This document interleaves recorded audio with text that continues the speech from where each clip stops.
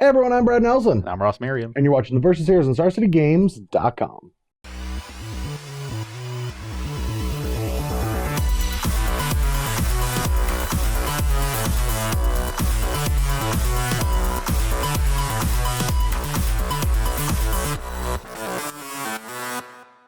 All right, so Ross and I are back with some more Legacy in preparations for GP Richmond. I'm going to be playing a deck that I am not familiar with.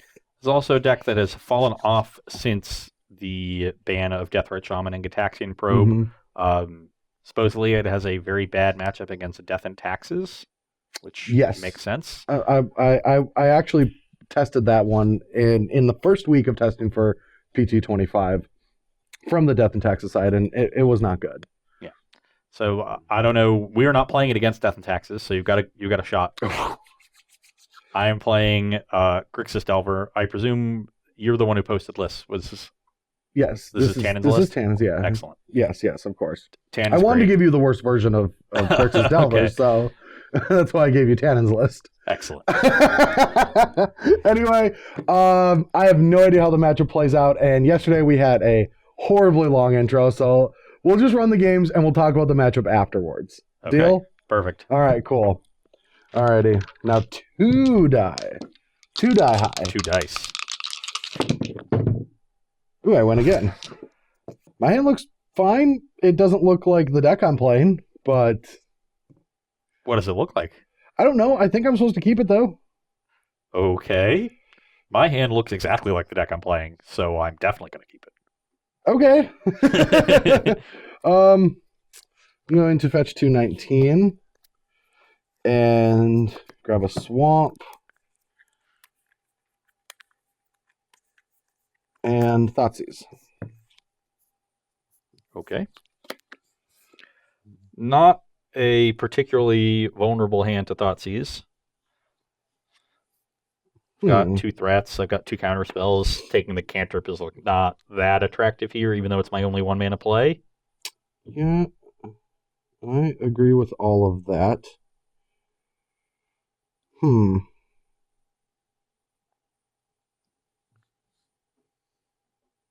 think I am just going to take the Preordain.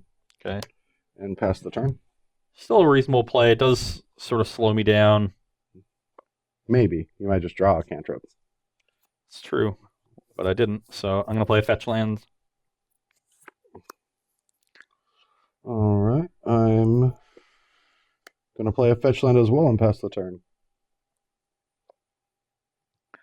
Okay. I will fetch for a volcanic island and play a young pyromancer. Forest Abrupt Decay. It's pretty good. You can counter it if you want to. You can target it with a counter if you want to. So we got 19 to 16 right now. That is totals. Is it worthwhile for me to daze this and get a token? I do not think so. Don't think the 16 turn clock is good enough. Are you sure?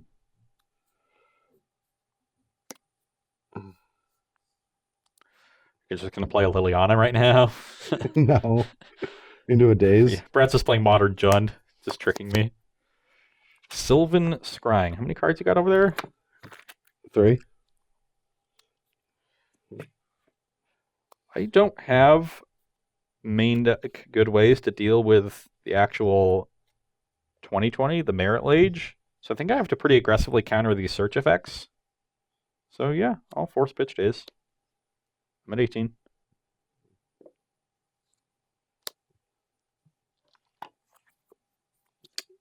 I'm going to fetch up a swamp.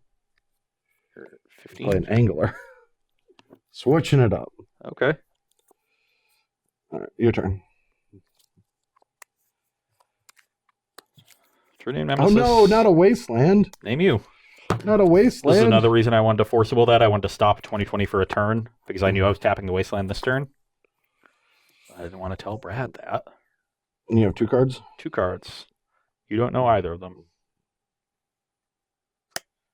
That's fine. All right, I should do that.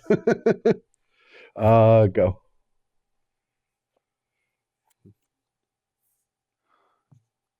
Ponder. Yep.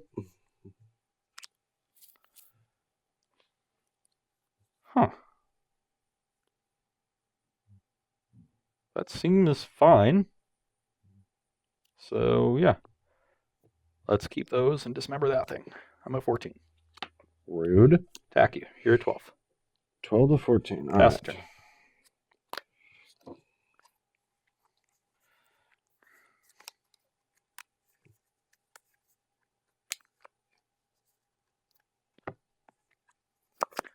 Getting a Dark Depths. Maybe I should have just taken that true name.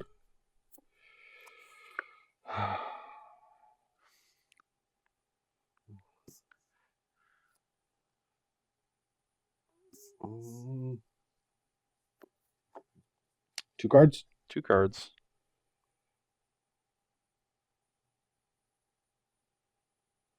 At 12? Okay, well.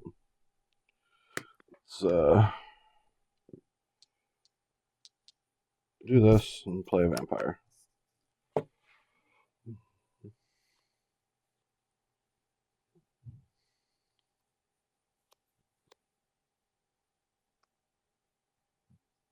That is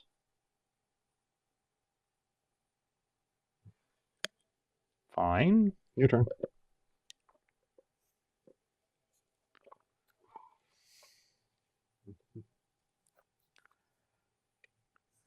Nine. Brainstorm. Ugh, okay.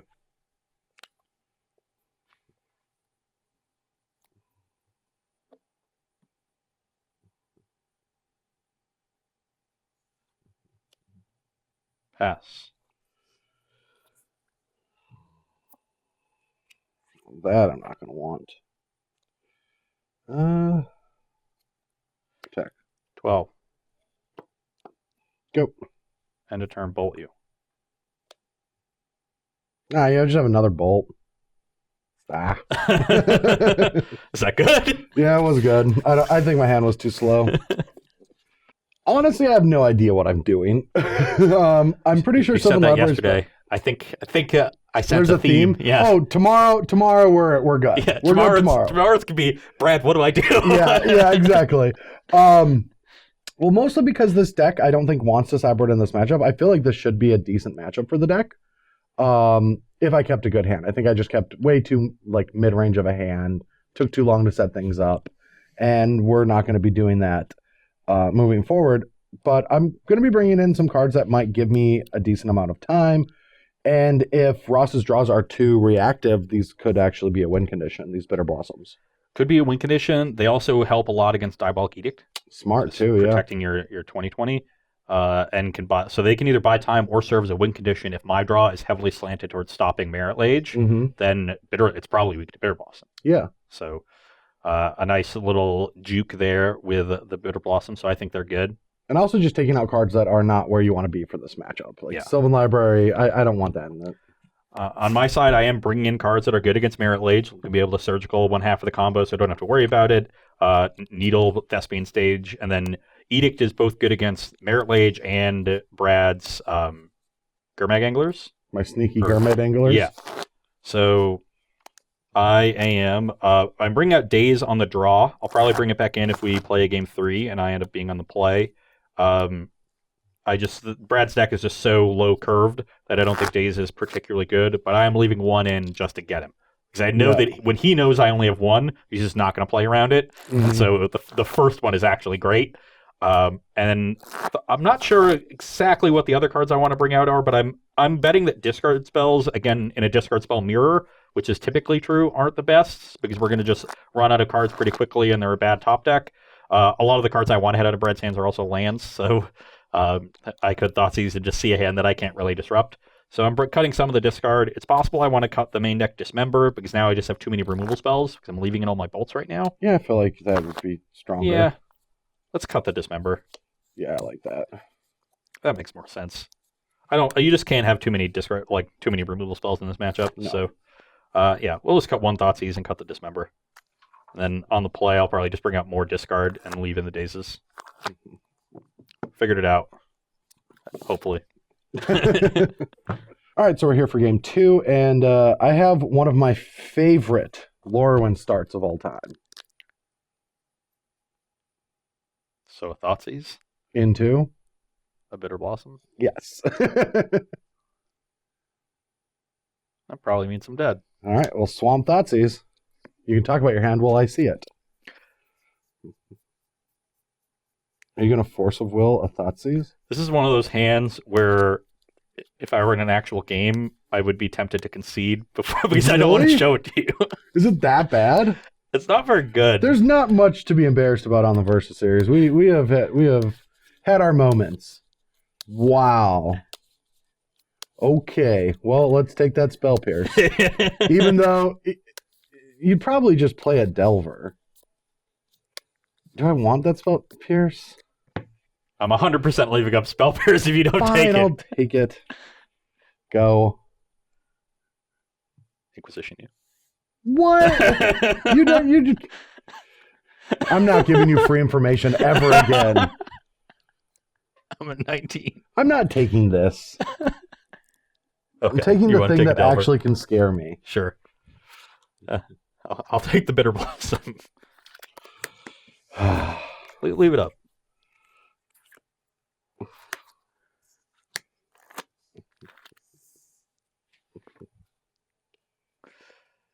Okay. That was a good draw. Step 1. Now I will play a Delver of Secrets. You have a Delver. Pass the turn. You have a Spell Pierce. Yep. All right. Inquisition. Brainstorm Sure. response. Huh.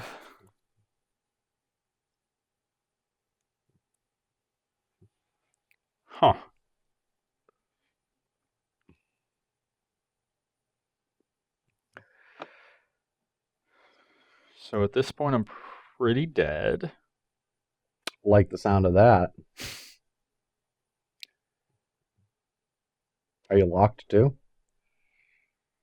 Maybe. So in order to buy time to find a Diabolic Edict, I need to generate a bunch of blockers.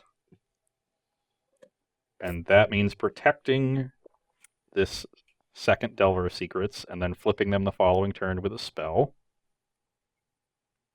And I guess I'll just... This is probably still better, seeing as I can actually cast it. I'm just shortcutting because I feel like... Yeah. All right. So what I'm... So Okay, I'll take your... you get one of the uncastables.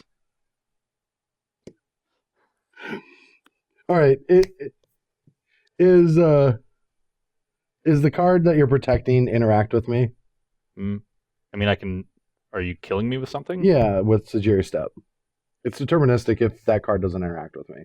Oh, it doesn't. I just have another Delver. Yeah, but then what No, this... No. is, you know this. So Well, I have a deterministic. No, so, because I can counter the crop rotation with the Spell Pierce. No. Because once you make the 20/20, you don't have these two lands. So you need to draw land. And you know about the Spell Pierce. No, I can do it this way. Oh, yeah. You have the... Next extra- turn. Okay, so I'm So just... then, I'll play... No, you're good. No, Yeah. but I want to show people. Yeah, let's show. So then I pass you the take turn, this. your turn. So I play this, and then I have 5 cards in graveyard. I can also play an Angler, and then I'll attack for 1. Getcha. Yep. You're at 16. Untap. Draw. Well, you can't play 2 lands. Oh, yeah, I can't play 2 lands. Playing this one. Not getting in the Hall of Fame now. Oh. All right, do that. Merit Lage. So Hexmage targets the depths, remove the counters, get your 20/20. Now I think I'm all cool because I got all these blockers, and I just need to find a Diabolic Edict. Can't attack, so pass. All right, I'll play this land, and I will crop rotation. Yep, can't Spell Pierce. Brad has a million manas. This, Sagiri Step, give it protection from blue, attack you for 20.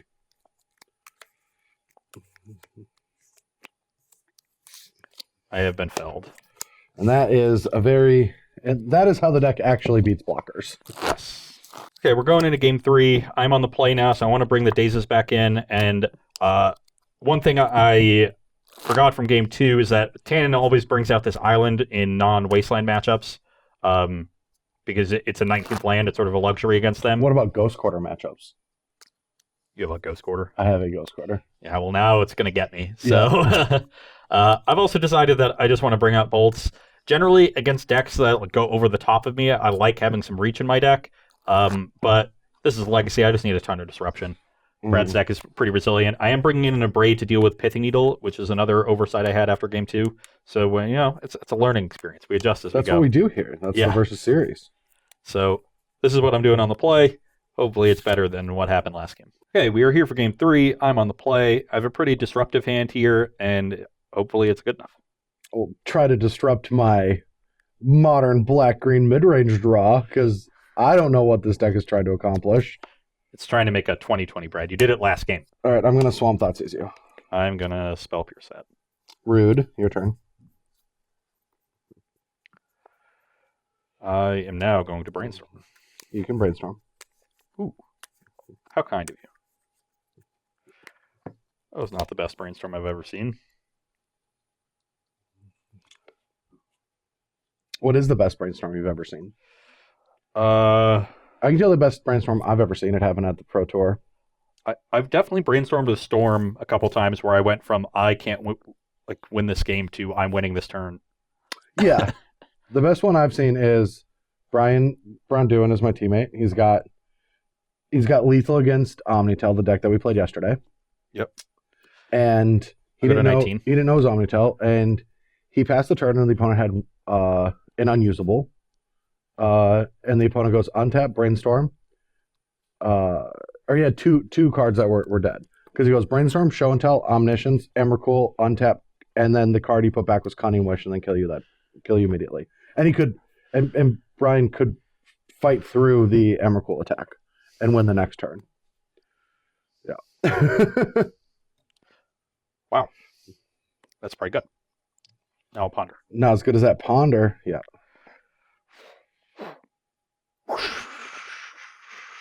That is not a good Ponder. We're going to shuffle that one. So much shuffling. Welcome to Legacy and Modern.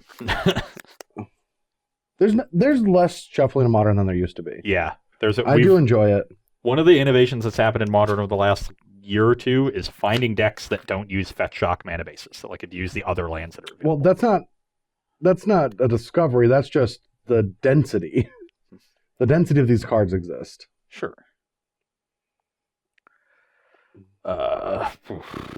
You can go.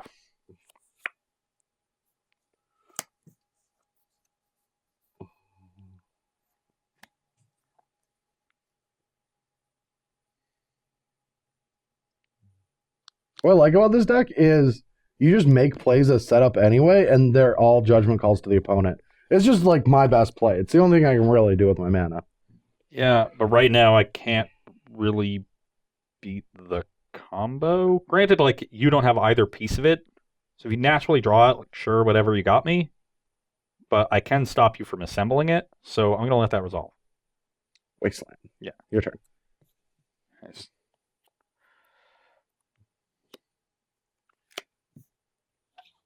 Rude. You can go. 3 mana, 5/5. Welcome to Legacy.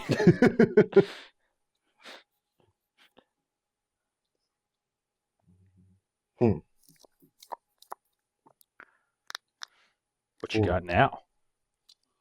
I don't know. You go to 19. I'm going to get a green-black duel. Yep.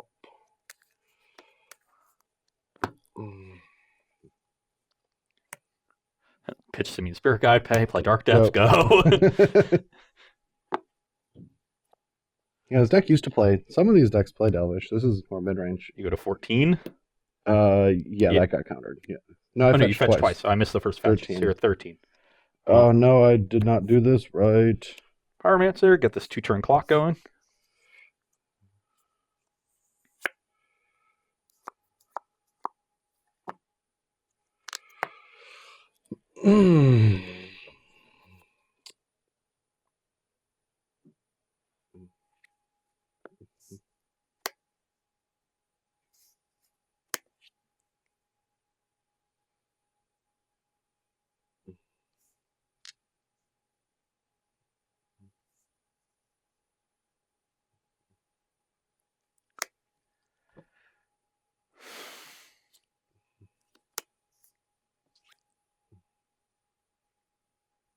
You have 3 cards? Yep.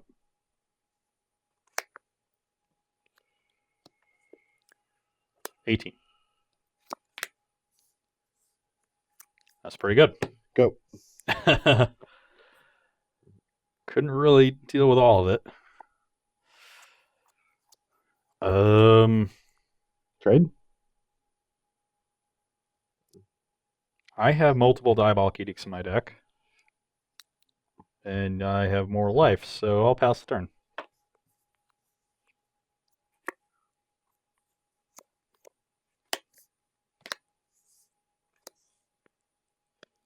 That's not good.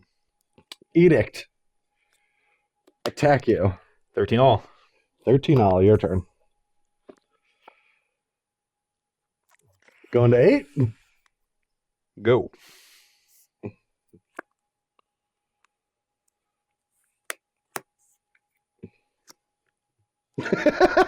What do you got over there? Well, you knew about this one. Yeah. You didn't know. No, about how did I didn't know anything. I picked it up off the days. Then I Oh, played a sure. fetch Okay, land. yeah. You didn't know about this one. Yeah. Maybe could have guessed this one. Yeah. That was my last draw. Yeah, I'm going to be going to get the Thespians, make you discard one of those X's, attack you, and pass the turn.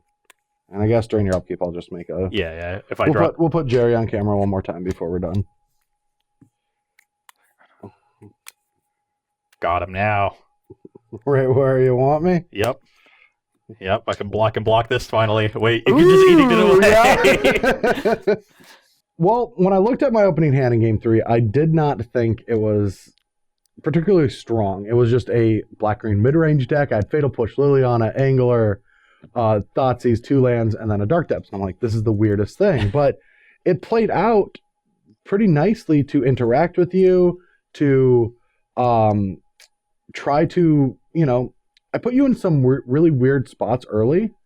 All the while, I'll get turns to draw the consistency of the deck, because the deck has a ton of ways to actually set the combo Yeah, a lot of redundancy. Yeah, there's a ton of redundancy. Both combo pieces, crop rotation, map, and Sylvan Scrying all really make it easy. Plus, the Hex Mages are also, additional Thespian stages. Yeah. And there's a lot of false tempo from having the threat of the combo, Mm-hmm. Especially once you land a Pithing Needle in my Wasteland, which is my best way to answer the combo. Yeah. Because it just stops any number of ways to put it into play, Mm-hmm. and buys a ton of time. But with the way my hand was, if I had forced that, I would have been left with a daze. Yeah, that's just... So I didn't think I could counter that and effectively win the game, and it just ended up being where I needed a couple spells, drew a couple lands, and you overwhelmed me.